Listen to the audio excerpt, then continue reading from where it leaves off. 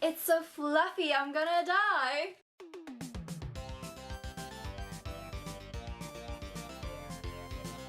Hello everyone, I hope you're all having a wonderful day. Today you're with me, your host, Life.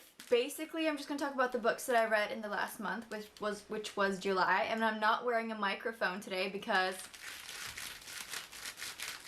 that would drive me crazy if there was a microphone on here. So yes, I did not have a great reading month, but I read so many fantastic books. I listened to 4 audiobooks, read 2 physical books, one of which I will talk about today, the other in which I will save for the reading vlog that will probably spend many months at this point, and 1 comic. So let's just get started.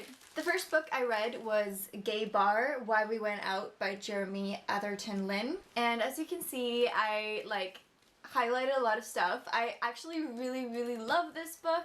I buddy read it together with Bert from Past Storytime. This is kind of like part memoir, part non-fiction, talking about these different bars are in Los Angeles, San Francisco, and London, and they're told both through like personal anecdotes from Jeremy's life as well as like the history of those different bars. So it's divided up into cities and then into the bars that were in those cities.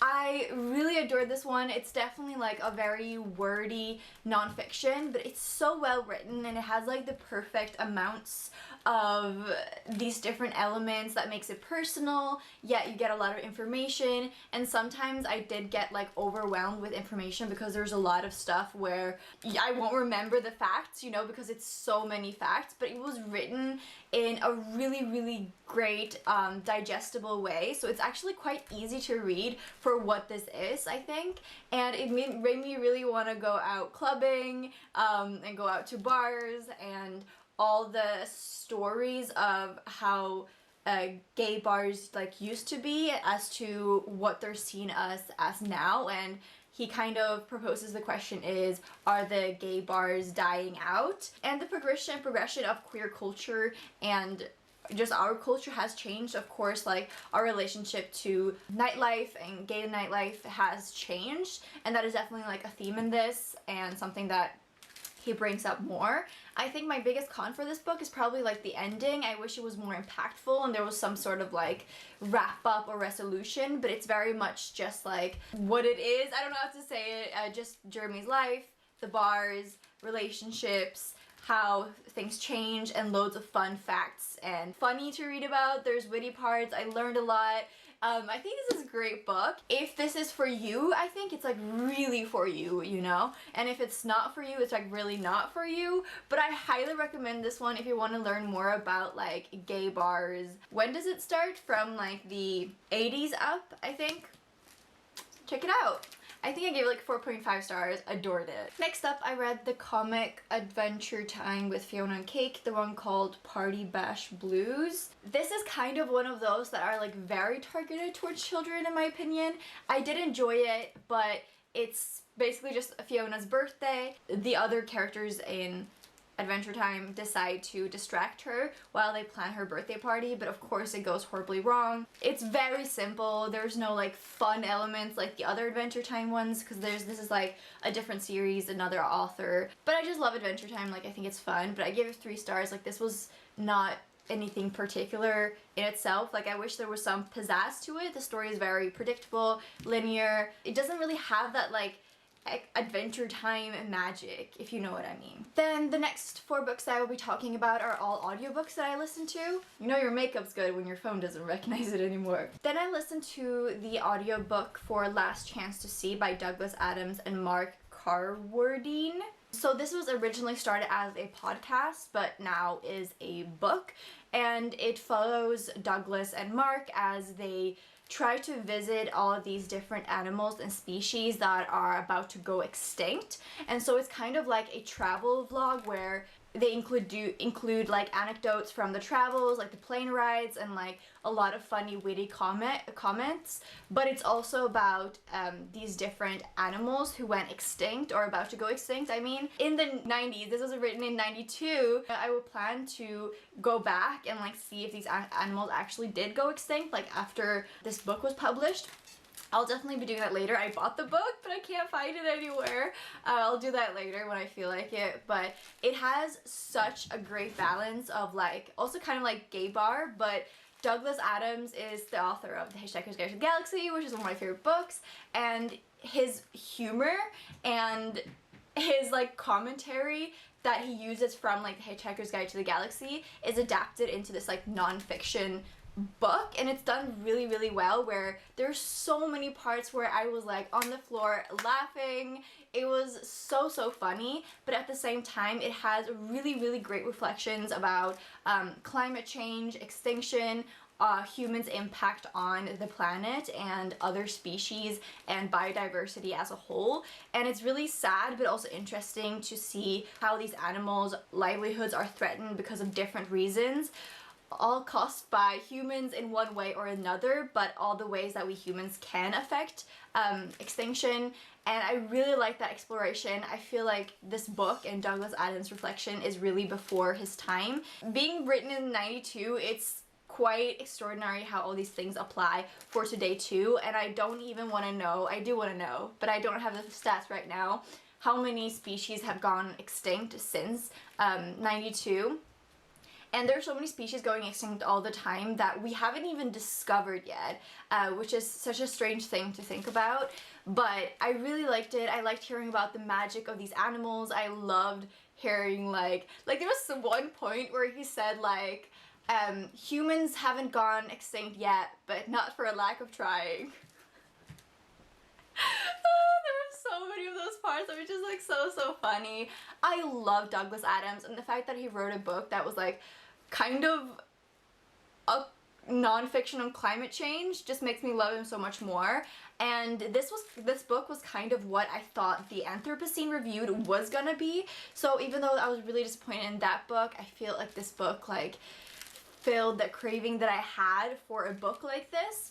Highly recommend it. And I did listen to the version that was narrated by Stephen Fry, but there is also like a podcast version that is narrated by Mark and Douglas themselves. So both of those are available, but I kind of prefer the Stephen Fry one. After that, I read One Last Stop by Casey McQuiston. This will be my first book by her. And what are you doing? Ella! She's at it again. Back again. And this follows our main character. Who? What's her name? I don't know. Did I read the book? Oh, August? Her name is August? Cute.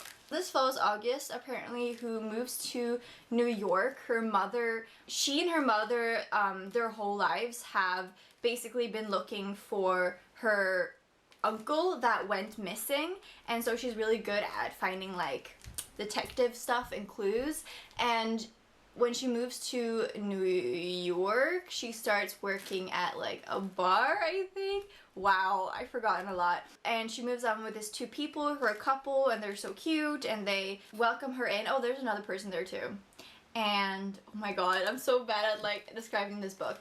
What happens is that she falls in love, sort of, with this girl, gets mesmerized with this girl that she meets on the subway, but she only meets, her name was Jane, right? Jane on the subway, and she's like really charmed by Jane. Jane's like the, kind of like the typical love interest in my opinion. Like she's just like, I don't know how to explain it, and they kind of like hit it off, but there's some like magical realism elements in there where Jane's kind of somehow stuck on the subway, like she can't leave the subway.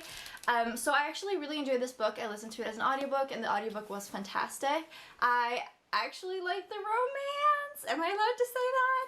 I like the romance, but I think my biggest problem with this book is that there were several points in it where I thought the climax was gonna be, and the timeline felt a bit weird, and listening to it as an audiobook, it felt like, oh, this is the climax and then the book is gonna end. No, this is the climax and the book's gonna end, but it kind of just went on. Like, it's a bit too long in my opinion, but I think without the magical realism element, I definitely wouldn't have liked it as much as I did. I gave it 4 stars. It's like, even though I like this, I know that even if I pick up similar books, I won't like it, you know, not the type of book that I like to read.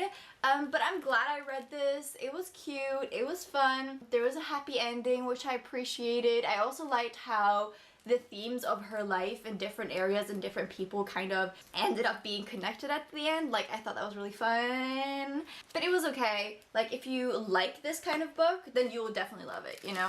Then I listened to another nonfiction on climate change. This is Second Nature by Nathaniel Rich. I did request an arc of this, never ended up reading it, but I'm really glad that I listened to it as an audiobook because it is very dense. It takes place in the US, and Nathaniel goes over all these different cases of when corporations have poisoned the land or made the people sick by releasing toxic chemicals in one way or another.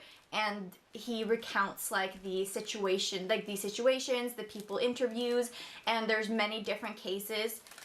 Oh, I needed that. Many different cases that he goes over and talks about. I enjoyed hearing about it. And I enjoyed hearing about how these corporations really kind of like gaslight these people and make them believe that what they're experiencing is not real.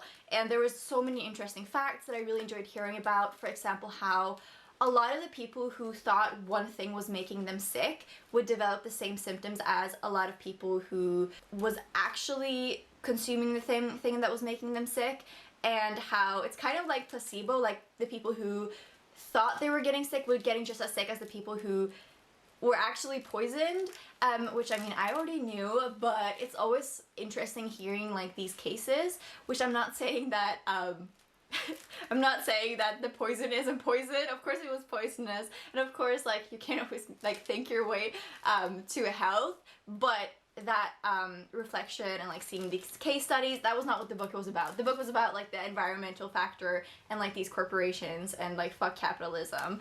I do wish that it took place in kind of more minority neighborhoods, because I know there's a lot of those cases, and those are the cases that need to be more highlighted. And I would like to read a book like this about different parts of the world, not so like Americanized, but I did like it.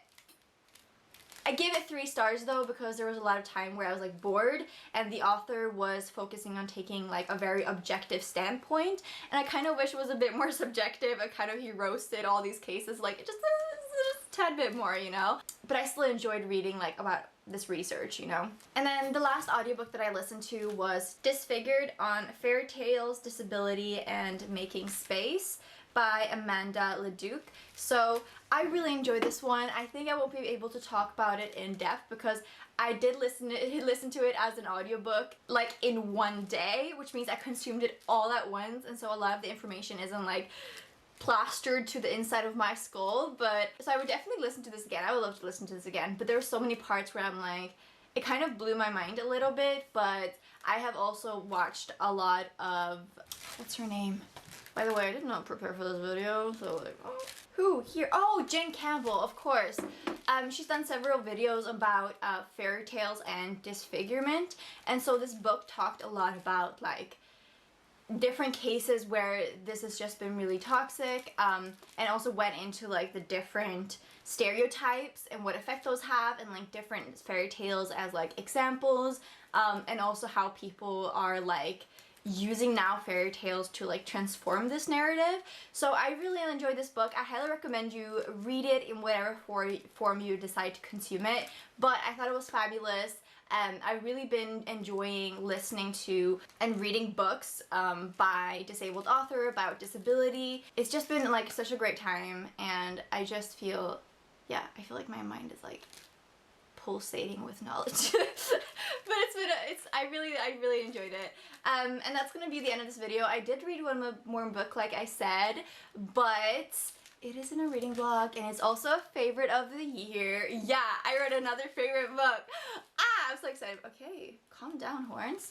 I'm really excited about it. I also wanted to take a moment to mention that my mind is like very one-track thing, so if I'm passionate about one thing, it's almost like my brain's like incapable of doing other things, and that's probably why this video is like not very reflective and insightful on these books, because I've been very into drag. I had my first drag performance and it went so well, and I have at least like 3 new bookings coming up, which is so awesome. Like, I'm getting paid for doing drag. Insert clip when I said that I would not give up on this and actually make this happen. I'll wait, Wilma, insert it. I really want to do drag. I really want to do drag. I don't want to be one of those people that says they're going to do something and then they don't, or let like my own limiting beliefs stop me from doing what I want. And so there you go, I did it. I've been just really like excited about the queer community like in my real life, and Pride Week is happening probably tomorrow when you're watching this in Copenhagen. It's Copenhagen World Pride, and so like my mind has just been not on reading. I haven't been feeling like reading, even though it is at Avatar The Last Airbender readathon. Like, reading has just not been on my mind. But right now I'm just taking life as it comes, and just know that I'm really happy. And if you want to follow me on Instagram and watch my drag journey, please do that. I have also started TikTok, but like, how much are you living for this like femme face on top of the mask face? See what I did there? The femme is plastered on top, but the masculinity is underneath. Oh yeah, I forgot to mention, I'm gonna be in a drag competition.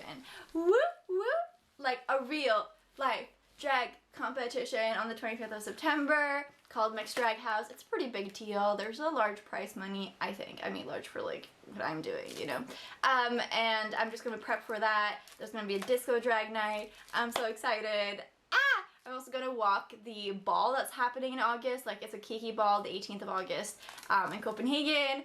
So excited. I'm doing Fashion Killa and Runway, which is very new to me, but I'm gonna make a Fashion Killa outfit inspired by the non-binary flag. Like, I'm just so excited about all these creative things that I have planned, but it literally has nothing to do with my YouTube channel. So I just wanted to share because I'm really excited about it. Again, hope you have an amazing day. I'm sending you all so much love. Comment down below something that has exciting that's happened in your life lately, or just something exciting you've been thinking about, a thought that's made you excited about life again. I'm saying again as if all of you have like gone through something tough lately. Well, you never know. Okay, sending you all so much love, and I'll chat with all of you soon. Bye.